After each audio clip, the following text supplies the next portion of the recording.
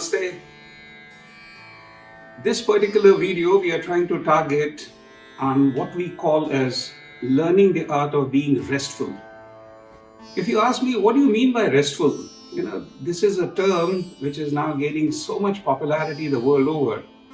But we don't realize that every human being today is more and more tensed, more and more, I would say fragile, more and more restless, and he even doesn't know that he is restless. The whole issue evolves around using yoga as a tool to sort of have a dialogue with oneself and start becoming more and more comfortable with oneself.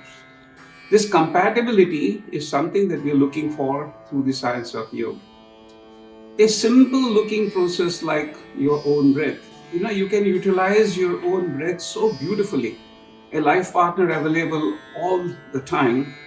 The other day we were joking, that somebody says, I want to get married. I said, what? You were already married, yeah? When you really marry, that's a second wife, isn't it? The first life partner is your breath, something that parts as and when the jeev is not going to be there anymore in this so-called structure. So we have got processes to make you restful by simple prolonged exhalation. So this is also called, of late we are beginning to call that as mission exhalation. The word, mission sounds very, I would say, tempting. And when you have something like a mission, yes, so mission breathlessness to mission exhalation management drive. So exhalation management, or you can say mission exhalation. You just prolong the exhalation gently and you will be able to cool down. Because if you really see, if you have sigh of relief, if some important job is done, what do?